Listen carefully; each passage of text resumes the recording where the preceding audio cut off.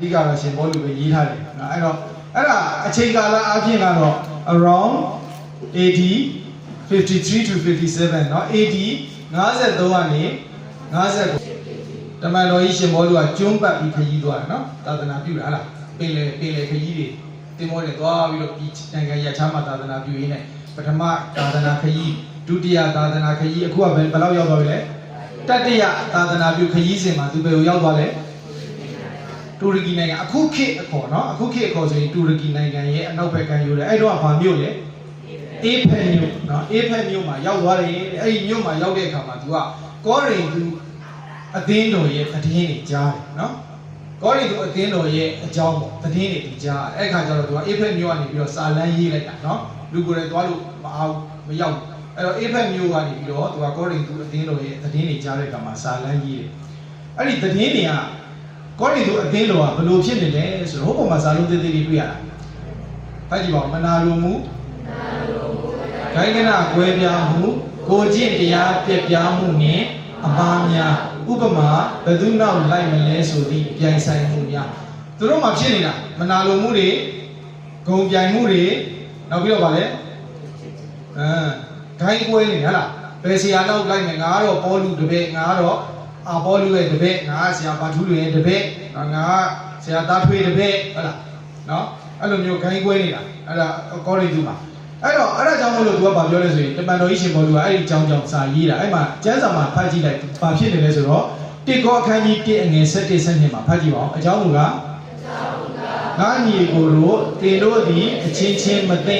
ရန်တွေ့ခြင်းရှိသည်ကိုခလောဤအိမ်သားအချို့တို့သည်ပြောကြ၏တင်တို့က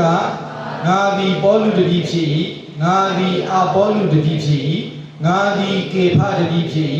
ငါသည်ခရစ်တော်တပည့်ဖြစ်၏ဟုအသီးသီးပြောကြသောကြောင့်ငါဆိုရ၏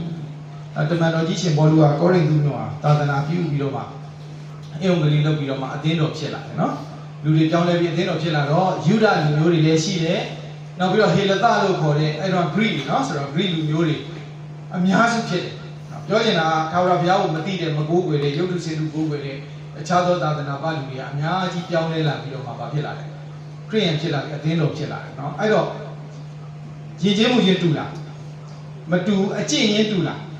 မတူအရင်တော့ကလောက်ခဲ့တဲ့အကျင့်တွေယဉ်ကျေးမှုတွေဒလေးစရိုက်တွေเนาะဆိုတော့အမျိုးမျိုးပဲတယောက်နဲ့တယောက်မတူကြဘူးမတူတဲ့ထဲမှာမိုင်းမှာဟေလသလူကလူများစုเนาะလူများစုအဲ့ဒီကငကိုးတွေကမတူကြတဲ့ခါကျတော့ဟိုအသင်းတော်တွေရောက်လာတော့အမျိုးမျိုးကွဲပြားလာပြီးတော့လူတွေအဲ့မှာပါပြီအချင်းချင်း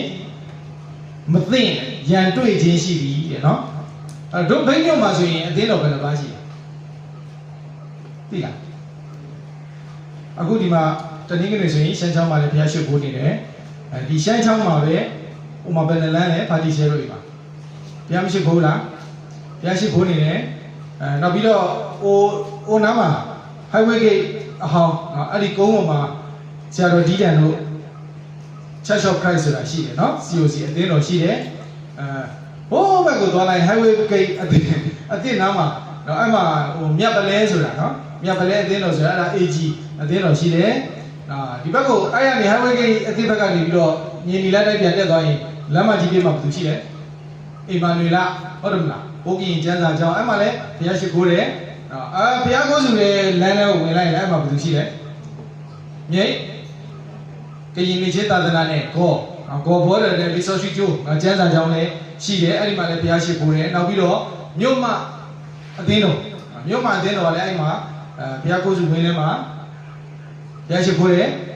နောက်ပြီးတော့အဲ့ဒီဘုရားကိုးစုကနေလမ်းမကြီးကနေဒီဘက်ညာဘက်ချိုးလိုက်ရိတ်တာလမ်းဆိုတာရှိတယ်နော်အဲ့ရိတ်တာထဲမှာလည်း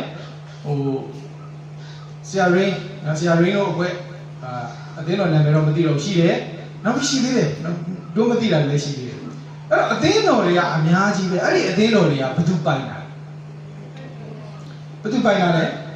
ခရစ်တော်ပိုင်တာဟုတ်တယ်မလားအသင်းတော်ဘယ်သူပိုင်တာလဲခရစ်တော်ပိုင်တာဒါဆိုခရစ်တော်ကဦးကောင်းဖြစ်တယ်အသင်းတော်ရဲ့အသင်းတော်ကခရစ်တော်ရဲ့ခန္ဓာကိုယ်ဖြစ်တယ်ဆိုရင်ခရစ်တော်ပိုင်တဲ့အသင်းတော်တွေပဲเนาะနာမည်တော့မတူကြဘူးကြည့်လေလက်နဲ့ခြေထောက်နဲ့နာမည်တူလားလက်နဲ့အလုပ်ချင်းရောတူလားပုံစံချင်းရောတူလားဒါပေမဲ့ခန္ဓာကိုယ်ကကွဲနေလားတခုတည်းမဟုတ်လားအဲ့ဒါဆိုရင်ခရစ်တော်ပိုင်တဲ့အသင်းတော်ပဲအချင်းချင်းယံဖြစ်နေတယ်ဆိုရင်ခရစ်တော်ကပြောမလားကြိုက်မလား မကြိုက်ဘူးအခုပြဿနာကောရိန္သုအသင်းတော်တဲ့အဲ့ဒီဟာကတော့တဏှာနဲ့အသင်းတော်တစ်ခုတည်းပဲဖြစ်နိုင်တာပေါ့နော်အဲ့ဒီချင်းဒါပေမဲ့အဲ့ဒီအသင်းတော်ထဲမှာကိုပဲပါဖြစ်နေတယ်ယံဖြစ်နေအခုကျတော့အသင်းတော်တွေများလာပြီလေများလာပြီမဲ့ခရစ်တော်ရဲ့ခန္ဓာဆိုတာတစ်ခုတည်းပဲမဟုတ်ဘူးလားနော်မေလာတခါတော့တကာခေါ်တော့ခရစ်အနော်ခိုးတော့ဒါခရစ်အနော်ခိုးကတဲ့မိအေလောလောတာနေကစားရှုခရစ်အတာကခူးအတာတခူးပါအတာတခူးပါအဲ့ဒါကိုပြောနေအဲ့တော့အခုပြဿနာရှင်ဘောလူကကြားပြီအေဖက်မျိုးကနေကောရိန္သုအသင်းတော်ကအချင်းချင်းယံဖြစ်နေတယ်တဲ့မသိတင်ဘူးတဲ့တို့လိုပဲလေနော်တို့လိုပဲလေအချင်းချင်းယံဖြစ်နေလားနော်တို့လိုပဲအချင်းချင်းယံဖြစ်နေတော့ပြီးတော့ဘာဖြစ်နေလဲယံတွေ့ချင်းရှိတယ်ပြီးတော့ငါဘောလူတပည့်กว่าငါဆရာတော်မန်းသိယူတပည့်กว่าငါဟလာဆရာတော်ဒီတန်တပည့်กว่าဟုတ်တယ်မလားငါဆရာဥဖို့တောင်းတပည့်กว่าမင်းတို့ကဆရာဘာထူးလင်တပည့်กว่าအေးချနော်ချတော့ခရစ်တော်ကကြိုက်လားခရစ်တော်ကြိုက်လားမကြိုက်လားတော့မစင်စားဘူးဟုတ်တယ်မလားနော်ယေရှုကြိုက်လားမကြိုက်လားတော့မစင်စားဘူးဒါပေမဲ့ယံတွေ့ပြီဆိုကြတဲ့ကတော့ဖယားကိုထက်မစင်စားတော့ယံတွေ့တယ်ဆိုတာကကိုယ်စိတ်အလိုမကြလို့ယံတွေ့တာလေဟုတ်တယ်မလားပတ္တဓမီဟောတာတပါတော့ပတ္တဟောတာပအိလောတာလောဗမိဆုံးကမိုလကစားရွာအတာနေဒါအိလောဆိုကင်းနေတူတယ်ပါတမီဖယားအလိုတော်ကိုစင်စားရင်အဲ့ဒီယံတွေ့ဖြစ်မှာမဟုတ်တော့ဘူးဟောဘုရားသခင်ကြိုက်ရဲ့လားလို့စင်စားရင်ယံဖြစ်ခြင်းတဲ့စိတ်လည်းရှိမှာမဟုတ်တော့ဘူးအဲ့တော့ဖယားကိုမစင်စားဘဲနဲ့ငါတို့ငါယာတစ်ဖက်ငါကြီးပဲအတ္တကြီးပဲစဉ်းစားနေလို့ယံဖြစ်ကြတာလေဟုတ်တယ်မလားငါ့ကိုလာမပြောနဲ့ငါမခံဘူးငါမှန်တယ်မင်းကမှားတယ်အဲ့လိုမျိုးငါကြီးပဲလုပ်နေလို့ယံဖြစ်နေတာနော်ဆိုတော့ဖယားကိုထည့်စဉ်းစားရင်ယံဖြစ်မှာပေါ့နော်ကဲအဲ့ဒါကဖြစ်နေတဲ့အခြေအနေနောက်တစ်ခုကဘာပြောလဲတေကောခန်းကြီး3ငယ်3မှာ3နဲ့4မှာဖတ်ကြည့်ပါဦးယခုပင်လေဇာတိပဂတိလူဖြစ်ကြတဲ့ဤဂုံပြိုင်ခြင်းရန်တွေ့ခြင်းအချင်းချင်းကွဲပြားခြင်းရှိသည်ဖြစ်၍တင်တို့သည်ဇာတိပဂတိလူဖြစ်ကြသည်မဟုတ်လောလောကီထုံးစံအတိုင်းကျင့်ဆောင်ကြသည်မဟုတ်လောတယောက်ကငါသည်ပေါလုတတိဖြစ်၏ဟူ၍၎င်းတယောက်ကငါသည်အာပေါလုတတိဖြစ်၏ဟူ၍၎င်းအသီးသီးပြောကြလျင်ဇာတိပဂတိလူဖြစ်ကြသည်မဟုတ်လောဒီမှာຫນွေလာမှာပဲဖြစ်ဖြစ်ရှမ်းချောင်း CMC မှာပဲဖြစ်ဖြစ်ဖတ်တီရှဲအိမ်မှာပဲဖြစ်ဖြစ်ဆရာဒီတန်အတင်းတော်ကပဲဖြစ်ဖြစ်ဟိုးမြတ်ပလဲကပဲဖြစ်ဖြစ်အဲ့ဒီမှာဖယားရှိခိုးနေတဲ့ခရိယန်တွေကဘု து သားသမီးလေဖယားသားသမီးဘု து တပည့်လေဘု து တပည့်လေသခင်ယေရှုရဲ့တပည့်ဆိုတော့တပည့်တော်ဖြစ်ခြင်းလို့ပြောတဲ့အခါမှာလေခရစ်တော်ရဲ့တပည့်မဖြစ်လာဘဲနဲ့ခရစ်တော်ကပြောလေသင်တို့သွား၍လူမျိုးတကာတို့ကိုငါတပည့်ဖြစ်စေလျက်ခမည်းတော်သားတော်တန်ရှင်းသောဝိညာဉ်တော်၏နာမ၌ဗတ္တိဇံကိုပေးကြလောတဲ့ဘု து နာမ၌လဲခမည်းတော်သားတော်တန်ရှင်းသောဝိညာဉ်တော်၏နာမ၌ဘု து တပည့်ဖြစ်စေပြီးတော့လေခရစ်တော်ရဲ့တပည့်ဖြစ်စေပြီးတော့အခုကတော့ခရစ်တော်တပည့်မဖြစ်ဘဲနဲ့ဘု து တပည့်ဖြစ်နေတာပေါလုတပည့်ဖြစ်နေတာဟုတ်လားအာပေါလုတပည့်ဖြစ်နေတာအဲ့တော့ဘာဖြစ်လဲဟဲ့ငါဆရာမင်းဆရာတဲ့မိုက်တယ်ကြောက်ဟုတ်လားငါဆိုမင်းဆိုတယ်မိုက်ငါဆရာမင်းဆရာတဲ့ပုံမိုက်တယ်ကြောက်ဟုတ်လားဆိုတော့အဲ့လိုမျိုးတွေဖြစ်နေတဲ့အခါကျတော့ကိုကတော့ဂုံယူပြီးပြောနေတာပဲဟုတ်တယ်မလားငါတို့ဆရာကွာငါတို့ဆရာကတော်တယ်ကွာငါတို့ဆရာကကောင်းတာကွာငါတို့ဆရာကမှဟိုထက်မြက်တာကွာငါတို့ဆရာကဟလာဘယ်လိုဖြစ်တာကွာဆိုပြီးပြောနေတာအဲ့ဒီလိုပြောနေရင်ကိုကဘာဖြစ်သွားတာလဲဘသူတတိဖြစ်သွားတာလူတတိဖြစ်သွားတာမဟုတ်ဘူးလားခရစ်တော်တပည့်ဟုတ်သေးလားမဟုတ်တော့ဘူးအဲ့ဒါကိုတမန်တော်ရှင်ဘောလူကပြန်ပြီးသတိပေးနေအဲ့ဒီလိုခရစ်တော်ရဲ့တပည့်မဖြစ်ဘဲနဲ့လူတပည့်ဖြစ်နေသေးတယ်ဆိုရင်ဘာအဖြစ်ဘာလူဖြစ်နေသေးလဲဇာတိပဂတိလူပဲဖြစ်နေသေးတယ်နော်အတ္တနဲ့ပဲပို့တာလဲဒါဖိဒာညာအတ္တဆိုးကမို့တော့တမီလဲတဆောရှိပေါ်ပေါ်လာတန်ရှင်းသောဝိညာဉ်တော်အုပ်စိုးနေတဲ့အသက်တာမဟုတ်ဘူးဇာတိပဂတိနဲ့အတ္တတွေနဲ့ပဲအသက်ရှင်နေတော့မယ်တဲ့အဲ့ဒါကြောင့်မလို့ဘာတွေဖြစ်နေတာလဲဂုံပြိုင်ခြင်းရန်တွေ့ခြင်းအချင်းချင်းကွဲပြားသည်ဖြစ်၍เนาะနေရာကတော့ခွဲမှာပေါ့ဟုတ်တယ်မလားအသင်းတွေလည်းခွဲမှာပေါ့အဖွဲ့တွေလည်းခွဲမှာပေါ့တမင်တကရကရူဓမ္မတိမတကုဒါလောတန်ကလေးမျိုးတော့အိုတပူခေါ်တကလူခေါ်တဖူးခေါ်နေသေးอ่ะเนาะဒီဘုခဘောတတူညာအဘူးနေမနေဟိုတော့မိုဘာခီယာဥဖလက်တော့ဖိုးသေးကလူရရေကအချက်တော့ပါတော့ထော်ပါလောဖာတော့လေတကတကလဲတော့တမင် တဏှာကင်းနေသမီးတာဒီဘိုးခေါ်ဘူးလို့အဲ့တော့မိသားစုထဲမှာတော့မှသားသမီး9ယောက်ရှိအိမ်တော်ကြသွားရင်ခွဲသွားတာနဲ့ကျောင်းဆရာလုပ်တဲ့သမီးနဲ့ဟုတ်တယ်မလားဆရာဝန်ဖြစ်တဲ့သားသင်္ဘောသားလုပ်နေတဲ့သားနဲ့အဲ့လိုဆိုရင်သူ့အလုပ်ကိုင်နဲ့သူ့မိသားစုနဲ့သူ့နေရာမြို့တွေခွဲပြီးတော့နေရာကွဲပြီးနေကြသေးတာပဲလေဒါပေမဲ့မိသားစုပဲမဟုတ်ဘူးလားတမီးအဲ့ဒီမိသားစုကရန်ဖြစ်တယ်ဆိုရင်အဲ့ဒီမိသားစုကတိုးတက်ဘူးမလားမတိုးတက်တော့ဘူးအခုအသင်းတော်ဆိုတာထိုနည်း၎င်းပဲအဖွဲ့တွေမတူဘူးနာမည်တွေမတူကြဘူးနေရာလည်းမတူကြဘူးကိစ္စမရှိဘူးပြဿနာမရှိဘူးဒါပေမဲ့ရန်တွေ့ခြင်းဂုံပြိုင်ခြင်းအချင်းချင်းကွဲပြားပြီဆိုရင်တော့အဲ့ဒါပြဿနာပဲနော်အဝဲနေတူလေမကောလီအတ္တမဟာဝဟာဝလီနော်အခုတော့ဒါဝဲနေပကပနာပဲဒါကိုတိတိကျကျသတိထားဖို့လိုတယ်ဒါကြောင့်ရှင်ဘောလူကပြောတာမင်းမမင်းအသေးတော်ဘလောက်ကြီးကြီးမင်းမမင်းအဖွဲ့ဘလောက်တိုးတက်မင်းမမင်းလူဘလောက်ပဲများအဲ့ဒီရန်တွေ့ခြင်းဂုံပြိုင်ခြင်းအချင်းချင်းကွဲပြားခြင်းရှိနေသေးတယ်ဆိုရင်မင်းတို့ဟာဇာတိပဂတိလူပဲဖြစ်သေးတယ်ဟုတ်လားကျွန်တော်တို့အသင်းတော်အရန်တိုးတက်နေတာကားဘယ်နှစီးရှိတယ်အဆောက်အဦကဘယ်နဲ့ထပ်တောင်မှကြီးတယ်အသင်းသားတွေကထောင်နဲ့ချီပြီးရှိတယ်တပတ်အလူငွေသိန်းဘယ်နှရာလောက်ရတယ်ဘယ်လောက်ပဲရ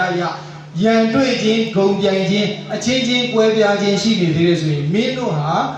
ဇာတိပဂတိလူပဲဖြစ်တယ်ဟုတ်တယ်မလားခရစ်တော်ရဲ့အသင်းတော်တော့မဖြစ်လာဘူးဇာတိပဂတိအဖွဲ့အစည်းပဲဖြစ်နေမှာပဲဒါကို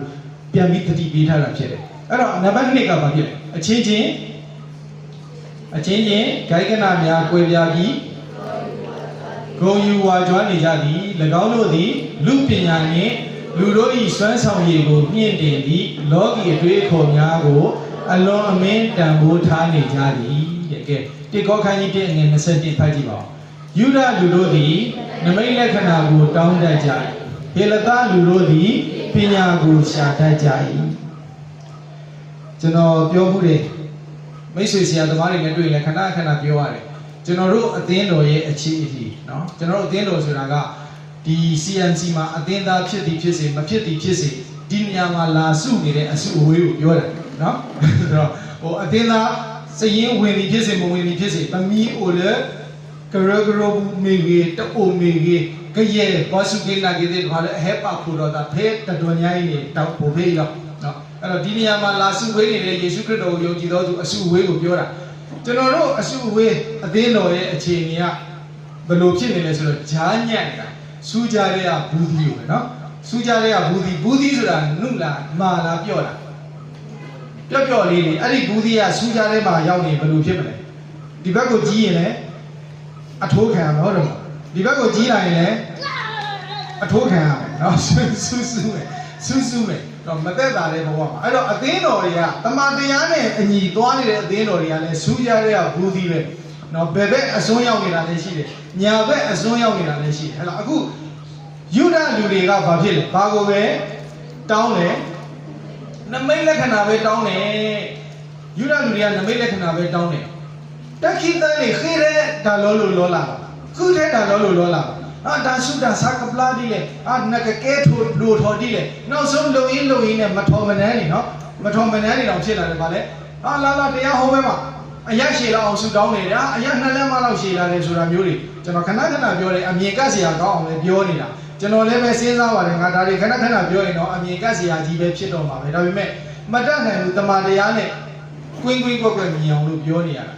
နော်ဗာလေလူရှင်းမှတက်လာပြီဆရာတဲ့ပိန်သွားပြီတဲ့ဝိတ်ကျသွားတယ်တဲ့ဘောင်းဘီဒီလိုဆွဲပြပြီဒီမှာဘောင်းဘီခြောင်သွားပြီလာတော့ကကြက်နေတာလာတော့ကကြက်နေတာဖြစ်စားအခုဆူတောင်းပြီးတော့ဘာပြောခြောင်သွားပြီတဲ့ဘောင်းဘီကဆိုတော့အဲ့ဒီနမိတ်လက္ခဏာဘာများကြီးကျယ်ထူးဆန်းနေလို့လဲဟုတ်တယ်မေကဲတော့ဒါလောလာဖာဒိုလေကမပလိကတမီမီအလောဥပါဒါဝနေအခေါ်ကညောဥပါနော်အရက်ကလေး2လက်မလောက်ရှည်လာတော့ဘယ်သူ့အကျိုးပြုလဲအကျိုးပြုလားဘောင်းမီ2လက်မလောက်ခြောင်သွားတော့ဘယ်သူ့အကျိုးပြုလဲအသစ်ပြန်ဝယ်အောင်မယ်အလုပ်ရှုံမယ်ပတ်စံကုန်အောင်မယ်နော်2လက်မလောက်ခြောင်သွားနောက်ပြီးကိုခွက်ထဲမှာထည့်ပြီးတော့ရေတွေထည့်ပြီးတော့ဆူတောင်းယေရှုနာမနဲ့ဆိုသခင်ယေရှုနာမကိုစော်ကားရရောက်တယ်နော်ယေရှုကကျွန်တော်တို့ကိုအပြစ်ကနေကယ်ပြီးထာဝရအသက်ကိုပေးဖို့ကြွလာတာဟုတ်တယ်မလားယေရှုကကျွန်တော်တို့အိမ်မှာတောက်တုံနေရလိုက်လုပ်ပေးဖို့ကြွလာတယ်ဖခင်မဟုတ်ဘူးဖခင်ကိုတောက်တုံနေရခိုင်းเสียရတယ်မဟုတ်ဘူးအခုကဘာလို့ရှောက်ပြောနေမှာခုနဇာတိပဂတိလူဖြစ်တဲ့အခါကျတော့ဂုံပြိုင်ခြင်း ဂုံပြန်ကြီးကဘယ်လိုလာတာလဲကဘာဦးကလေးကနော်တခင်ယေရှုကိုစာတန်စုံစမ်းတော့လေအဲ့ဒါနဲ့ပဲလာစုံစမ်းတာဘုရားသားမှန်တယ်ဆိုရင်ကြောက်ခဲကိုမှုတ်လုပ်လိုက်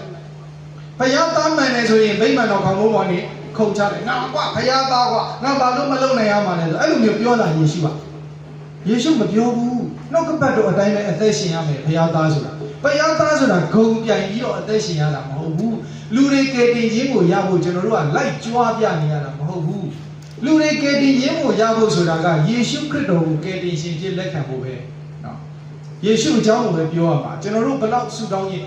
ပြောရင်လည်းဘာဖြစ်လာလဲထင်တယ်ဆုတောင်းခြင်းတကူကြောင့်ဟုတ်လားဆုတောင်းခြင်းတကူကြောင့်အနာရောဂါတွေပျောက်တယ်ဆုတောင်းခြင်းတကူကြောင့်အောင်မြင်သူဖြစ်လာတယ်ပြီးတော့ရှိသေးတယ်ဗာလဲချီးမွမ်းခြင်းတကူကြောင့်ဟုတ်တယ်ပေါလုနဲ့သီလနဲ့ထောင်ထဲမှာအချုံအောင်ခံထားတဲ့ကောင်မှာတချင်းတွေဆိုပြီးချီးမွမ်းတော့ဘာဖြစ်သွားလဲ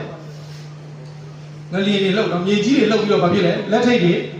တန်ကြိုးတွေပြုတ်သွားတယ်ထောင်တကားတွေပွင့်သွားတယ်ဘာတကူကြောင့်လဲဘာတကူကြောင့်လဲကြေပြောဘာတကူကြောင့်လဲကျွန်တော်တော်စိတ်မကောင်းဘူးအဲ့ဒါနော်ချီးမွမ်းခြင်းတကူကြောင့်လားဖယားတကူကြောင့်ဆုတောင်းခြင်းတကူကြောင့်အနာငြိမ်းတာလားဖယားသခင်တကူတော်ကြောင့်အနာငြိမ်းတာလားတည်တည်ချာချာလုပ်ကြပါဟုတ်တယ်မလားတည်တည်ချာချာလုပ်ကြပါပြောတော့ယေရှုတော်ဆိုဟုတ်တယ်မလားကိုအားထုတ်လို့မရဘူးဆိုငါဆုတောင်းလို့ပြောက်တာလားဘုရားသခင်ပေးပြောက်လို့ပြောက်တာငါချီးမွမ်းလို့အောင်မြင်လာလားဘုရားသခင်မဆာလို့အောင်မြင်လာအခုလုံရင်းနဲ့လွဲလာပြီတွေ့လားလုံရင်းနဲ့လွဲလာပြီယူရလူတို့ဟာနမိတ်လက္ခဏာကိုပဲရှာတယ်နမိတ်လက္ခဏာကိုရှာရင်းနဲ့ထိုနမိတ်လက္ခဏာဒီဘုရားသခင်ပြုတယ်ဆိုတာကိုတော့ဘာဖြစ်သွားလဲမေ့လာပြီးတော့ချီးမွမ်းခြင်းတကူတဲ့ချီးမွမ်းခြင်းတကူမဟုတ်ဘူးတကူနဲ့ကောင်းကြီးပေးတယ်ဘုရားဟုတ်တယ်မလားတကူနဲ့အောင်မြင်ခြင်းကိုပေးတယ်ဘုရားတကူနဲ့ထောင်ထဲကနေအချုပ်အနှောင်ကနေလွတ်မြောက်ခွင့်ကိုပေးတဲ့ဘုရားကိုသူတို့ဘာလုပ်တာလဲချီးမွမ်းတာသူတို့ချီးမွမ်းတဲ့တကူကြောင့်သူတို့အချုပ်အနှောင်ကနေလွတ်တာမဟုတ်ဘူးသူတို့ကိုအချုပ်အနှောင်ကနေလွတ်စေနိုင်သောဘုရားကိုသူတို့ချီးမွမ်းတဲ့အခါဘုရားသခင်ကသူတို့ကိုအချုပ်အနှောင်ကနေပေးလွတ်တာမလွတ်ပေးရင်နောက်ဆုံးရှင်ပေါလုဘာဖြစ်သွားလဲတမန်တော်ရှင်ပေါလုအသက်ခံရတာပဲဟုတ်တယ်မလားအသက်ခံရတာပဲဒါဆိုရင်သက်ခံကြီးလိုက်ချီးမွမ်းလိုက်ဟာလေလုယာဆိုဓာတ်တွေကျိုးသွားဟုတ်တယ်လာနဲ့ထုံးမဲ့လုံးလိုက်ဟာလေလုယာဆိုလှန်ကြီးကျိုးသွားအဲ့လိုမျိုးလားမဟုတ်ဘူးအားလုံးကဘုရားသခင်ရဲ့အခြေပဲဘုရားသခင်ရဲ့အလိုတော်အတိုင်းပဲဘုရားသခင်ကသူ့ဘုန်းတော်ထင်ရှားစေဖို့ရှင်ပေတရုတို့ရှင်ပေါလုတို့အကုန်လုံးခရစ်တော်အတွက်အသေးခံခဲ့တာဒါပေမဲ့သေရမယ်ဆိုရင်လည်းသူတို့ဘာလုပ်နေလို့လဲချီးမွမ်းနေလို့ပဲရှင်ပေါလုနဲ့သီလနဲ့အဲ့ဒီတန်ကြိုးတွေပြုတ်သွားဖို့ချီးမွမ်းတာမဟုတ်ဘူးသူတို့ချီးမွမ်းလို့တန်ကြိုးတွေပြုတ်သွားတာလည်းမဟုတ်ဘူးသူတို့ချီးမွမ်းသောဘုရားကသူတို့ကိုကယ်လွတ်လိုက်တာဟုတ်တယ်မလားအဲ့တော့ကျွန်တော်တို့ဒီနေ့တဖြည်းဖြည်းနဲ့လွဲမသိလွဲလာတာဆုတောင်းခြင်းတကူနဲ့ချီးမွမ်းခြင်းတကူနဲ့မှားတယ်ဘုရားသခင်ရဲ့တကူတော်အားဖြင့်သာဖြစ်တယ်ဟုတ်လားကျွန်တော်တို့ကဘာဖြစ်လို့ချီးမွမ်းတာလဲဒါဆိုအဲ့ဒီတကူလိုချင်လို့ချီးမွမ်းနေတာမဟုတ်ဘူးချီးမွမ်းထိုက်သောဘုရားကိုသိလို့ချီးမွမ်းနေတာဟုတ်တယ်မလားအားကိုးထိုက်သောဘုရားကိုသိလို့ယုံကြည်လို့ဆုတောင်းနေတာကျွန်တော်တို့ဆုတောင်းခြင်းမှာတကူရှိလို့ကျွန်တော်တို့ဆုတောင်းနေတာမဟုတ်ဘူးကျွန်တော်တို့ချီးမွမ်းခြင်းကတကူဖြစ်နေလို့ကျွန်တော်တို့ချီးမွမ်းနေတာမဟုတ်ဘူးချီးမွမ်းထိုက်သောဘုရားဖြစ်လို့ကျွန်တော်တို့ချီးမွမ်းနေတာဖြစ်အဲ့တော့ဒီနေ့ကောရိန္သုမှာလည်းဟာယူရလူတွေကနမိတ်လက္ခဏာကိုပဲရှာတယ်နမိတ်လက္ခဏာကိုပဲရှာရင်းနဲ့ဘုရားကြည့်သေးလားဘုရားပြောက်သွားတယ်ဘုရားကိုနောက်မှာထားခဲ့အဲ့တော့ဟေလသလူတွေကြတော့ဘာရှာလဲပညာကိုပဲရှာတယ်အတွေးခေါ်မြင့်တယ်အထင်ကြီးတယ်အခုဒီနေ့ခေတ်ကျွန်တော်ပြောအစွန်းနှစ်ဖက်ကိုကျွန်တော်တို့ရောက်နေတာဟိုတစ်ဖက်ကလည်းနမိတ်လက္ခဏာအံ့ဩဖွယ်ဘုရားသခင်ကအားလုံးတတ်နိုင်တာကျွန်တော်သိပြီးသားဟုတ်တယ်မလားအားလုံးတတ်နိုင်တဲ့ဘုရားမှန်အားလုံးတတ်နိုင်တဲ့ဘုရားမှန်နဲ့ညင်းစရာကြီးဒါပေမဲ့အားလုံးလိုက်လုံနေတဲ့ဘုရားတော့မဟုတ်ဘူးမင်းရွာနေသေးတာလွတ်တော့ဒါကိနေရွာနေတဟာမတာဖဲလဲပါနော်သေးတာလွတ်ကိစ္စတော့မှန်တယ်အဲ့တော့ပွဲတော်နေတိုင်းစားတယ်ကိုယ့်ဘာကိုဆူတောင်းပြီးစားတယ်နော်မုံနဲ့စပြည့်ကိုချီးမွမ်းပြီးယေရှုကိုနေတိုင်းအောက်မေ့တယ်မင်းယောဂါတွေပျောက်သွားမယ်။ဩဒါဆိုရင်ဆေးရုံတွေဆေးကန်းတွေဆရာဝန်တွေလည်းမလိုတော့ဘူးပဲ။နော် မလို့တော့ဘူးပဲခရိယန်တွေလည်းဆေးရုံဆေးကန်းဆရာဝန်တွေစီမသွားတင်ဘူးပဲဟုတ်တယ်သွားကြပါလို့လည်းပတ်စံကုန်တာပေါ့နော်ကိုယ့်ဘာကိုဆိုတော့ဆရာတော်တော်မလို့နော်ပါစုတရာတော်တော်မလို့နေ့တိုင်းဆူတောင်းပြီးနေ့တိုင်းစပြည့်ရစားတောက်ပြီးနေ့တိုင်းမုံယေရှုကိုအောက်မေ့ယေရှုကိုအောက်မေ့တာကောင်းတဲ့အလုပ်ပဲနေ့တိုင်းမုံတဲ့စပြည့်ကိုစားတာလည်းဘာမှအကန့်ကွက်စရာအကြောင်းမရှိဘူးကျွန်တော်အနေနဲ့ဆိုရင်တော့နော်ဆိုတော့ယေရှုခရစ်တော်ကိုအောက်မေ့တဲ့တရားမင်းအောက်မေ့နိုင်အောက်မေ့နေ့တိုင်းအောက်မေ့ကန့်ကွက်စရာမရှိဘူးဒါပေမဲ့အဲ့ဒီလိုလုပ်ရင်ယောဂတွေပျောက်လာလိမ့်မယ်လို့ကျမ်းစာပြောတာကျမ်းစာမပြောဘူးတမန်တော်ကြီးရှင်ဘောလူသူ့ယောဂအတွက်သူဆူတောင်းတာမပြောက်ဘူးယေရှုကဘာပြန်ပြောလဲငါယေရှုသည်သင်ဖို့လောက်ပြီတဲ့နေ့တိုင်းပွဲတော်ဆိုင်ကြောက်မယ်လို့ပြောတာမပြောငါတကိုးသည်အားနေခြင်းအဖြစ်၌စုံလေအခါတလေဖယားခွင့်ပြုထားတာနော်ဖယားကခွင့်ပြုထားတယ်အဲ့ဒီဖယားခွင့်ပြုထားတဲ့ဒုက္ခဆင်းရဲဆိုတာရှိကိုရှိအဲ့ဒါကြီးကိုလူကကိုယ့်ဘာကိုစဉ်းစားတွေးခေါ်တဲ့နီးစနစ်တွေနဲ့အနိုင်ယူလို့ရမယ်လို့ထင်တာဆိုတော့ဖယားပြင်ဆင်ထားတဲ့လမ်းထဲမှာပဲကျွန်တော်အသက်ရှင်အောင်ဒါကြောင့်မလို့ခုဟေလသလူတွေကပညာကိုရှာတယ်နော်ပညာကိုရှာတယ်ဆိုတော့ခုနတစ်ဖက်မှာကနမိတ်လက္ခဏာရှာတဲ့လူတစ်ဖက်ကလည်းဟိုဆရာကနာယီဒေါ်လာဘယ်နှထောင်တန်ပတ်လို့ဟိုဆရာကကားဘယ်နှသိန်းတန်သိန်းပေါင်းဘယ်နှထောင်ဘယ်နှသောင်းတန်ဝယ်လို့ဆိုပြီးတော့ live ပေါ်မှာလေအားနေနဲ့တရားကိုလိုက်ပြီးခလုတ်တိုက်ပြီးတော့ရန်လုပ်နေတာလေတစ်ဖွဲ့နော်ပြီးတော့ကျန်းစာတွေနဲ့စာတွေနဲ့အညိုးတွေနဲ့အကိုးကားတွေနဲ့ဘသူဘာပြောစကားလေးတခွန်းအထအနအကြကောက်ပြီးတော့တခါအားနဲ့ပညာရှင်နော်ပညာရက်တွေနဲ့လိုက်ပြီးရန်တွေ့နေတာလေတစ်ဖွဲ့ဆိုတော့စိတ်ဆင်းရဲတယ်တကယ်ပြောတာနော်စိတ်ဆင်းရဲအသက်ရှင်ရတာလေဒီမှာလည်းတစ်ဖွဲ့နော်ယေရှုကိုရှောက်ခိုင်းစားနေတာလားဒီမှာလည်းတစ်ဖွဲ့ယေရှုနာမသုံးပြီးတော့ကျမ်းစာအုပ်ကြီးကင်ပြီးတော့တွေ့သမျှလူကိုလိုက်ခုတ်ထစ်နေတယ်နော်အဲ့တော့တစ်ဖွဲ့ကလည်းနမိတ်လက္ခဏာအံ့ဩဖွယ်ပဲတစ်ဖွဲ့ကလည်းပါလေပညာပဲ theology ပဲနှမျိုးစလုံးဟာဘုရားသခင်စီကလာတာဟုတ်လားမှန်တယ်ဒါပေမဲ့ကျွန်တော်တို့ကဘုရားပြောက်သွားတဲ့အထိအစိုးရောက်သွားပြီဆိုရင်တော့ဘုရားမှမကောင်းဘူးနော်ဘုရားပြောက်သွားတဲ့အထိ theology နောက်လိုက်ဘုရားပြောက်သွားတဲ့အထိစာရီပေတွေအကိုအကားတွေလုပ်တယ်နော်ဒီဘက်မှာလည်းဘုရားပြောက်သွားတဲ့အထိနမိတ်လက္ခဏာတွေကိုပဲတတ်မဲ့နေတယ်ဘုရားပြောက်သွားတဲ့အထိအထူးဆန်းတွေကိုပဲရှာနေရဆိုရင်တော့ဘယ်ဟာမှမကောင်းဘူးအဲ့တော့ဒါကြောင့်ဒီနေ့ခုနကပြောလဲလူတွေရဲ့စွမ်းဆောင်ရည်ဉာဏ်ပညာအဲ့ဒါကောရိန္သုအသင်းတော်မှာဖြစ်နေတာကောရိန္သုအသင်းတော်ကအတွေးခေါ်ပညာရှင်တွေသူတို့မျိုးကစီးပွားရေးသိကောင်းတဲ့မျိုးနော်ပင်လယ်ကမ်းနားမျိုးပင်လယ်စိတ်ကမ်းမျိုးစီးပွားရေးအချက်အချာကျတဲ့မျိုးအဲ့တော့ကုသန်းရောင်းဝယ်ရေးတွေသွားကြလာကြတာလူတွေလည်းအများကြီးပဲအရန်ဖွံ့ဖြိုးတိုးတက်တယ်ဆိုတော့စီးပွားရေးလည်းကောင်းတယ်ပညာရေးလည်းထွန်းကားတယ်အဲ့ကောင်လူတွေကပညာရေးဘက်မှာပဲအားတန်နော်အားတန်တော့အထင်ကြီးတာပေါ့ဗျာအတွေးခေါ်ပညာရှင်တွေအပြောအဆိုကောင်းတဲ့လူတွေဆိုရင်အထင်ကြီးတယ်ဒါကြောင့်ငါဆရာကမင်းဆရာနဲ့ပိုမိုက်တယ်ဟုတ်လားနော်ငါဆရာကမင်းဆရာနဲ့ပိုတော်တယ်ဟုတ်လားငါဆရာကမင်းဆရာနဲ့ပိုတက်တယ်ဆိုပြီးတော့အဲ့မှာငါဘောလူတပည့်ကွာငါအဘောလူတပည့်ကွာမင်းဆရာဘောလူကဘာလဲနော်တရားဟောတာကပြင်းစရာကြီးစကားအဖြစ်မပြောတတ်နော်ငါတို့ဆရာအဘောလူကမှတခါလေဆွဲဆောင်မှုရှိတာတရားဟောရင်ခွန်အားတွေဖြည့်လို့မင်းဆရာအဘောလူကဘာကောင်းလို့လဲအပြောသမားလေသမားနော်ငါတို့ဆရာဘောလူကမှစာပေပညာရှင်တွေ့လားသူရေးတဲ့စာတွေဘလောက်အနှစ်သာရပြည့်လဲမင်းဆရာကစာသာရေးတာနော်တရားဟောတာဟောမှာဥတခုဆိုတဲ့ကောင်လေးတွေ့လားနော်သူတရားဟောတာဟောမှာပေါ်လာဦးလို့ပဲနော်အိတ်နိုင်ပြီးတော့ပရင်းပေါက်ပေါင်သွားတွေပြုတ်ကြလို့သေသွားတာမင်းတွေ့ဘူးလားနော်ဒီလောက်ပြင်းစရာကောင်းတာဘာလဲစကားတစ်လုံးနဲ့တစ်လုံးတော့တခါလေဒီလေးဆွဲပြီးတော့မပြောတတ်မဆိုတတ်မင်းတို့ဆရာကဗဇက်ကပလုတ်နဲ့နော်အဘောလူကဟောတာပြောတာကကောင်းနေတာစာတက်လို့လားမင်းတို့ဆရာကနော်ကြံကိုကြံကားတွေရောရှိလို့လားသူပြောတဲ့အကြောင်းအရာတွေသူထင်ရတွေလျှောက်ပြောအေးချတာနော်ဘောလူတပည့်နဲ့အဘောလူတပည့်အဲ့ဒါကိုရှင်ဘောလူကပြောတာဘောလူဖြစ်ဖြစ်အဘောလူဖြစ်ဖြစ်ဘသူရဲ့အစီခံလဲဘုရားသခင်ရဲ့အစီခံပဲမြောက်စလုံးကနော်အဲ့တော့ကဲဒီပါဒါကြောင့်အဲ့ဒီစာကိုရေးရတဲ့ရည်ရွယ်ချက်ကပါလေခရိယန်ကောင်းဆောင်များအပေါ်လူသားတို့၏စံနှုန်းဖြင့်တန်ဖိုးဖြတ်ခြင်းကျမ်းစာသွန်သင်ခြင်းကိုကြော်လွန်၍တစုံတဦးကိုအလွန်ချီးမြှောက်ခြင်းတဦးနှင့်တဦးခွဲခြားခြင်းဖြင့်ဂိုင်းကနကွဲပြားခြင်းကိုရှောင်ရှားရန်အတွက်ဖြစ်သည်နော်ခေါင်းဆောင်တွေဆရာသမားတွေကိုမလုပ်တာလေခွဲခြားတာဟိုဆရာကောင်းတယ်ဒီဆရာတော်တယ်ဒါပေမဲ့မဝေဖန်ရဘူးလို့မပြောဘူးနော်မသုံးသပ်ရဘူးလို့မပြောဘူးနော်ဘာနဲ့ပဲဝေဖန်ရမှာနှုတ်ကပတ်တော်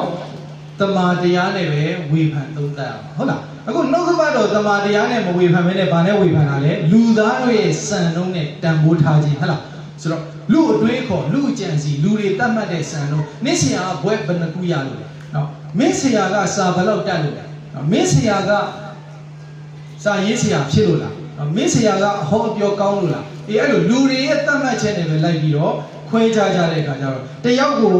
အလွန်ချီးမြှောက်တယ်ဟိုတယောက်ကိုနှိမ့်ချတယ်ဟိုတစ်ခွက်ကလည်းဒီတယောက်ကိုအယံလေးစားကြည်ညိုတယ်ဟိုတယောက်ကိုတော့အထင်သေးတယ်အဲ့လိုဖြစ်လာတဲ့အခါမှာဂိုင်းကွဲတာလေဖြစ်လာတယ်အဲ့ဒါတွေကိုရှောင်ရှားဖို့ရအတွက်မလုပ်တာလေကောရိန္သုဩဝါဒစာကိုရေးသားခဲ့ခြင်းဖြစ်တယ်တဲ့နော်ကဲတော့တေကောခန်းကြီး၄ငယ်6ကြီးအခန်းကဏ္ဍဖတ်ကြည့်ပါဦးအခန်းကြီး3နည်း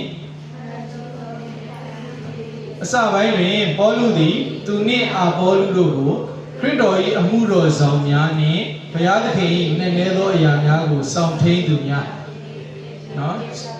အဖြစ်တင်ပြခဲ့သည်တဲ့နော် Stewards of the mysteries of God နော်အထွန်းတော့တေကောခန်းကြီး၄ငယ်6တွင်မိမိနှင့်အာပေါလုတို့အကြောင်းကိုဥပမာအဖြစ်အသုံးပြု၍ကောရိန္သုမြို့သားများအားကျမ်းစာကိုလွန်၍လူကိုမယုံသေးစေရန်သင်ယူစေလိုကြောင်းသို့မှသာတယောက်ကိုတယောက်ဂုဏ်တင်ပြီးမာနထောင်လွှားခြင်းမဖြစ်စေရန်ရည်ရွယ်ကြောင်းရေးသားခဲ့သည်နော်ဘိန်းမြို့မှာအသင်းတော်တွေအများကြီးရှိတယ်ဆရာသမားတွေလည်းအများကြီးရှိတယ်ငါကတော့ဆရာပါထုတပည့်ငါကတော့ဘယ်သူပြောရင်ကောင်းလဲနမူနာလေးရှင်ပေါလုကငါပေါလုနဲ့အာပေါလုနဲ့ဆိုပြီးတော့ဥပမာအနေနဲ့ပေးပြီးပြောတာပေါလုနဲ့အာပေါလုကယံဖြစ်နေတာမဟုတ်ဘူးဟုတ်ပြီလားဥပမာအနေနဲ့ထားပြီးတော့သိအောင်သိတာမြင်တာအောင်သူတို့ကိုသူတို့ဥပမာအသုံးပြီးတော့ပြောတာငါကတော့ဆရာပါထုတပည့်နော်ငါကတော့ဆရာတော်မန်းသိန်းတပည့်ငါကတော့ဆရာတော်ဥဖိုးတောင်းတပည့်ဆိုပြီးတော့ဖြစ်စေရဖြစ်ရမှာမဖြစ်ရဘူးငါဘသူတပည့်ဖြစ်ရမှာငါဘသူတပည့်ဖြစ်ရမှာယေရှုတပည့်ဟုတ်လားခရစ်တော်ရဲ့တပည့်ပဲဖြစ်ရမှာအဲ့ဒါကြီးကိုဟိုဆရာသားတယ်ဒီဆရာကောင်းတယ်ဆိုပြီးတော့အဲ့ဆရာတွေတော့ရှောက်လိုက်နေတဖြည်းဖြည်းနဲ့မဖြစ်လာကျမ်းစာကိုလွန်၍လူကိုယူတည်တော်သူဖြစ်လာဟဲ့လားအဲ့ခါကျတော့ do not think of man above that which is written ရေးသားထားတဲ့အရာ which is written ဆိုတာဘာကိုပြောတာကျမ်းစာကိုပဲပြောတာဒါကြောင့်မို့လို့ဘုရားသခင်တန်ရှင်းသောဝိညာဉ်တော်ဘယ်လိုပဲတွင်တင်လမ်းပြမှတ်နေတန်ရှင်းသောဝိညာဉ်တော်လမ်းပြမှုမရှိရင်အကြီးကြီးပဲဒါပေမဲ့တန်ရှင်းသောဝိညာဉ်တော်ဒီလည်းဘယ်အထက်ကနေလမ်းပြတာအခြေခံကနှုတ်ကပတ်တော်တမန်ကျမ်းစာပဲအဲ့ဒါဖျားပေးထားတာဟုတ်လားဝိညာဉ်တော်မှုတ်သွင်းခြင်းအပြင်ဖြစ်တယ်တဲ့အဲ့တော့ written အဲ့တော့ not to go beyond what is written ရေးသားထားချက်ကိုကြော်လွန်ပြီးတော့လှုပ်ဆောင်လို့မရဘူးလေဟုတ်လားနော်ကျမ်းစာကိုလွန်၍လူကိုမယူသေးဘူးဘလောက်ပဲလေးစားဘလောက်ပဲကြည်ညိုရတယ်ဒါပေမဲ့နှုတ်ကပတ်တော်တမန်တရားကိုကြော်ပြီးတော့လူတပည့်မခံကြပါနဲ့ဟုတ်လားကျမ်းစာတမန်တရားကိုကြော်ပြီးတော့လူတပည့်သွားခံရင်တော့ခရစ်တော်ရဲ့တပည့်မဟုတ်တော့အဲ့ခါကျရင်ဘာဖြစ်လာဂိုင်းတွေကွဲလာဟုတ်တယ်အခုဒီမှာကျွန်တော်ခုနပြောပြီးပြီရှမ်းเจ้าမှာဘုရားเจ้าရှိတယ်ဖတ်တိရှဲအိမ်မှာအသင်းတော်ဖြစ်နော်စုဝေးပြီးဝတ်ပြုကြတယ်ဘာမှပြဿနာမရှိဘူးနော်မိမိအစီပြေရာအစုအဖွဲ့နဲ့အတူတူအလုံးလုံးကြဘုရားကိုကိုးကွယ်ကြဘာပြဿနာမှမရှိဘူးအဲ့တော့ဟဲ့မင်းတို့အဖွဲ့ကပါငါတို့အဖွဲ့ကပါဆိုပြီးရန်ဖြစ်နေပြီဆိုရင်တော့တရားမှဝိညာဉ်လူမဟုတ်တော့ဘူးဟုတ်တယ်မလားဇာတိပဂတိလူတွေဖြစ်ပြီးတော့အဲ့ဒါဂိုင်းကွဲတာနေရာခွဲလို့ရတယ်အဖွဲ့ခွဲလို့လည်းရတယ်မိသားစုဆိုတာအမြဲတမ်းအိမ်ထဲမှာအားလုံးစုပြီးအတူတူနေတာမဟုတ်ဘူးဆိုတော့သူ့အလုပ်ကိုင်တဲ့သူသူ့အခြေအနေနဲ့သူနော်သူ့အနေထားနဲ့သူအရွယ်ရောက်လာရင်အိမ်ခွဲကြတယ်အိမ်ခွဲသွားလို့ရန်သူဖြစ်သွားတယ်အိမ်ခွဲသွားလို့တရားနဲ့တရားဂုံပြိုင်စရာလိုလားအိမ်ခွဲသွားလို့မခေါ်မပြောနေစရာလိုလားမလိုပါဘူးမိသားစုအဲ့တော့ကျွန်တော်တို့ဘယ်လောက်ဘယ်နေရာမှာပဲတရားနဲ့တရားနော်အလင်းသိတယ်လို့ကိုယ့်အဖွဲ့နဲ့ကိုယ့်အစုနဲ့ကိုရှိနေပါစေဘာလို့ရဲအိမ်မှာစုဖျားရှိခိုးတဲ့လူတွေဒီလေခရစ်တော်ရဲ့တပည့်ဖျားသားတပည့်တွေကျွန်တော်တို့နဲ့ဘာတော်လဲမိသားစုတွေပဲညီကိုမောင်နှမတွေပဲဟုတ်တယ်မလားအဲ့ဒါကြီးကိုလိုက်ရန်လုပ်နေစရာမလိုဘူးလိုက်ဂုံပြိုင်နေစရာမလိုဘူးတယောက်နဲ့တယောက်တတ်နိုင်တဲ့ဘက်ကဖေးမကူညီဖို့ပဲလို့အဲ့လိုမဖြစ်လာဘဲနဲ့ခုနကနော်ဆိုတော့အမှုတော်ဆောင်တွေချင်းချင်းကြားထဲမှာနော်တယောက်နဲ့တယောက်ခွဲခြားပြီးတော့လူတွေကပြန်ရွေးချယ်တာငါဆရာကမင်းဆရာတဲ့တာတယ်ငါတို့ကပေါလုတပည့်ငါတို့ကအာပေါလုတပည့်ဆိုပြီးလှုပ်လာတဲ့အခါကောရိန္သုအသင်းတော်ကပျက်စီးလာတယ်ဒီကောခိုင်းကြီးလေးအငယ်9သင်သည် သင်သည် ယေရှုခရစ်တော်၏တန်ဖိုးတော်ကိုနားလည်၍ ကိုယ်တော်၏အ သူတစ်ပါးထဲအဘယ်သို့တာလို့သနည်းသူတစ်ပါးထံကမရပဲအဘယ်အရာရှိသနည်းခံရလျင်မခံရတဲ့ကဲ့သို့အဘယ်ကြောင့်ဝါကြွားသနည်းအဲ့တော့မာမာနာတို့ဝါကြွားတာတို့စုကျေးဇူးတို့စုကျေးဇူးတို့ဆိုတော့ဘုသူစီရလားပေါလုပဲဖြစ်ဖြစ်ပေါလုပဲဖြစ်ဖြစ်သူတို့ရထားတဲ့အရာဘုသူစီရလဲဘုရားစီရပဲဒါကိုပြောချင်တာနော်ဆရာတော်ဥပ္ပတောင်းပဲဖြစ်ဖြစ်ဆရာတော်မန်သိယူပဲဖြစ်ဖြစ်ဥပမာလေးနဲ့ပြောတာဆရာဘာထူးလွင်ပဲဖြစ်ဖြစ်ဆရာဆာလိုအေးပဲဖြစ်ဖြစ်ဘသူစီရရထားတာလဲစုကျေးဇူးပါဘုရားစီရပဲရထားတာဘာမှမာနထောင်လွှားစရာမရှိဘူးနော်အဲ့တော့ပေါလုနဲ့ပေါလုနဲ့ကမာနထောင်လွှားနေတာမဟုတ်ဘူးဘသူတွေကထောင်လွှားနေတာလေသူတပည့်တွေကထောင်လွှားနေတာဟုတ်လားသူ့ကိုယ်သူခရစ်တော်တပည့်လို့မခံယူဘဲနဲ့နားမလည်ဘဲနဲ့ငါပေါလုတပည့်လို့ခံယူထားတဲ့လူကပေါလုအဖွဲကိုကြည့်လို့မရဘူးအဲ့တော့သူ့ကိုယ်သူခရစ်တော်ယေရှုရဲ့တပည့်လို့နားမလည်ဘူးမခံယူဘဲနဲ့ငါကပေါလုတပည့်လို့ခံယူထားတဲ့လူကပေါလုနဲ့ပေါင်းနေတဲ့အဖွဲကိုကြည့်လို့မရဘူးပြဿနာဟိုတရက်ကဟိုဗာလဲစကားတခွန်းကြားတယ်တရာပါထူးလေလားတရာချန်ဝေးနေဘောတဲအကေဘောကနာမတပုပါတဲ့အဲ့စကားခဏခဏကြားတယ်ကိုနေ့ကလည်းဆရာတစ်ပါးရောက်လာလို့ကော့ပေါက်ပဲမှာဟာဆရာတို့အကြောင်းပြောနေတာတဲ့တော့အေးပြောပါစေဆရာရဲ့နော်ကျွန်တော်တို့ကလည်းရိုးနေပြီအဲ့တော့ကနာမတပုပါဆိုတာကမကြားဖို့မနာတာဖြစ်အောင်ပြောနေတာနော်ဆရာတို့အကြောင်းကိုပြောနေတယ်ပြောတဲ့လူကဘာတူလဲဆိုတော့သူပြောတဲ့ရွာလေးကျွန်တော်တခါမှမရောက်ဘူးနော်အဲ့ဒီကျွန်တော်အကြောင်းပြောနေတယ်ဆိုတော့ကျွန်တော်မရောက်ဘူးတဲ့ရွာကလူတွေကလည်းကျွန်တော်ကိုတခါမှအပြည့်မှမသိဘူး။အော်စရာကြီး။အပြည့်မှတော့မသိတဲ့လူတယောက်အကြောင်းကိုဘယ်လိုများနားထောင်လို့မရဲလောက်အောင်ပြောနေတာသူဘယ်ကအချက်အလက်တွေရပြီးတော့ဘာတွေသိပြီးတော့ပြောနေလဲဆိုတာတော်တော်သနာစရာကောင်းတယ်ဒီလူတွေကဆိုတော့ဒါဒီကြောင့်မို့လို့ကောနေသူအသင်းတော်မှာဂိုင်းတွေကွဲပြီးပြဿနာတကယ်တော့ရောမတူလဲရတယ်အဖွဲမတူလဲရတယ်ဟုတ်တယ်မလားအသင်းတော်မတူလဲရတယ်ဒါပေမဲ့ကွဲစရာအကြောင်းမရှိဘူးလေအသင်းတော်ဆိုတာဘုသူရဲ့အသင်းတော်ခရစ်တော်ရဲ့အားပဲအသင်းတော်ဒီခရစ်တော်ရဲ့ခန္ဓာပဲဘာမှကွဲစရာအကြောင်းမရှိဘူးဆိုတော့ဒါပေမဲ့ဝိညာဉ်သဘောမရှိတော့ခုနအစောပိုင်းမှာပြောလို့ဇာတိပဂတိလူပင်ဖြစ်ကြသေး၏ခရစ်တော်တတိမဖြစ်လာခရစ်တော်တတိမဖြစ်လာပဲနဲ့ဆရာတွေရဲ့တတိပဲဖြစ်လာတဲ့အခါကျတော့ဂိုင်းကွဲတယ်တယောက်နဲ့တယောက်ဂုံကြိုင်ရင်းရှိမာနတွေထားတယ်ဖျားစီကိုမရောက်ဘူးဖျားကိုလာရှင်းဖို့တာမဟုတ်တော့ဘူးဆရာဘာထိုးကိုလာရှင်းဖို့တာဖြစ်ဟုတ်လားနော်ငါတို့ကတော့ဆရာဘာပြောတာပဲကွာနားထောင်တယ်ငါတို့ကဆရာဘာလူကွာဆိုရင်မလုပ်ကြနဲ့နော်ကျွန်တော်လည်းအဲ့ဒီကြောင့်လည်းမို့လို့အပြစ်ပေးမခံချင်ဘူးနော်ဒါကြောင့်မို့လို့ဆရာဘာတပည့်တယောက်မှမရှိဘူးနော်ခရစ်တော်တပည့်ပဲဖြစ်ရဘယ်နေရာမှာပဲတော့ဘယ်ဆရာနဲ့ပဲပေါင်းအဲ့တော့ဒါကြောင့်ရှင်ဘောလူကပြောတာငါတို့ရထားတဲ့အရာဘုသူစီရတယ်ဖျားစီရပဲရတာမာနထောင်လွှားစရာဘာအကြောင်းမှမရှိဘူးတဲ့ယောမခန်းကြီးဆက်တဲ့အငယ်3ဖတ်ကြည့်ပါဦးကိုထင်သင့်သည်ထက်လွန်၍မထင်ဘုရားသခင်သည်အသီးအသီးအားယုံကြည်ခြင်းအတိုင်းပေးသနာတော်မူသည်နှင့်အညီကိုတတိနှင့်ထင်ရမည်အကြောင်းငါရသောဆုကျေးဇူးတော်ကိုအမိပြု၍သင်တို့တွင်ရှိသောသူအပေါင်းတို့အားငါမှာထား၏မာနမရှိဘဲမျှတော့စွာတွေးတောခြင်းနော်ကို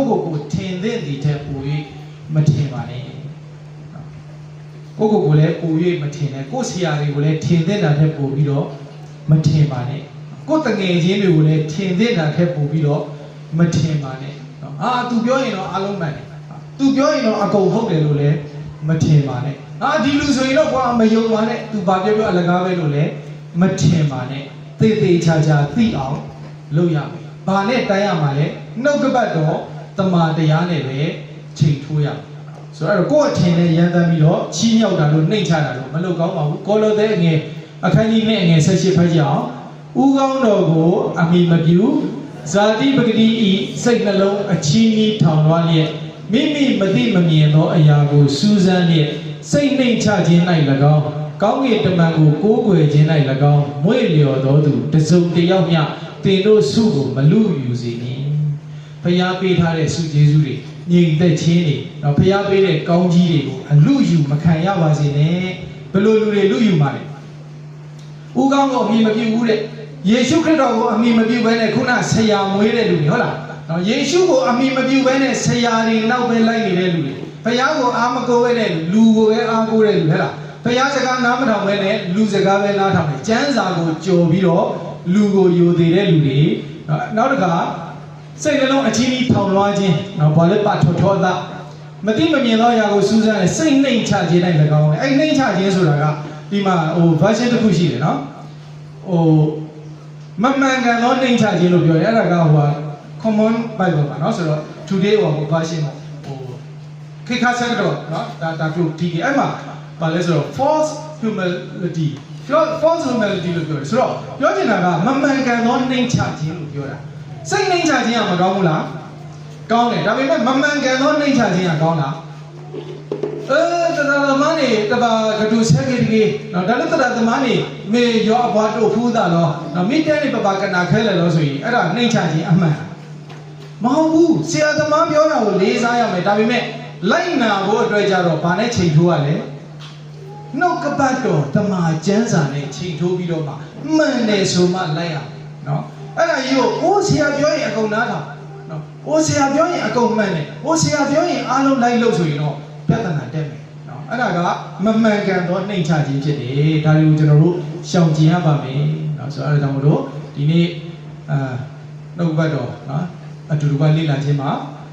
တေကောအခန်းကြီး4အခန်းငယ်6အဓိကအချက်ကပါလဲကျမ်းစာကိုလွန်၍လူကိုမယူသေးအပ်ဟုတ်လားကျမ်းစာကိုလွန်၍ဗာလဲလိုက်ဆိုကျမ်းစာကိုလွန်၍လူကိုမယူသေးအပ်ပါဆိုတော့ဆရာသမားတွေရှိတယ်ခေါင်းဆောင်တွေရှိတယ်လေးစားရမယ်ဒါပေမဲ့လူတပည့်တော့မခံပါနဲ့ဘယ်သူတပည့်ဖြစ်ရမလဲယေရှုခရစ်တော်ရဲ့တပည့်ပဲဖြစ်ရမယ်သူဆရာငါဆရာဆိုပြီးတော့ဂိုင်းခွဲရမလားခွဲစရာမလိုပါဘူးခရစ်တော်ဒီအသင်းတော်ရဲ့ဥကောင်းဖြစ်တယ်အသင်းတော်ဒီခရစ်တော်ရဲ့ခန္ဓာကိုယ်ဖြစ်တယ်ဒါကြောင့်အားလုံးဒီတလုံးတဝါဒီဖြစ်ရမှာမဟုတ်လားယေရှုတင်တယ်ဆိုတော့မောရကဆိုရေးပါပါဝဲခလကောဘလို့ပြီးထားနေတကေဒါပဲလို့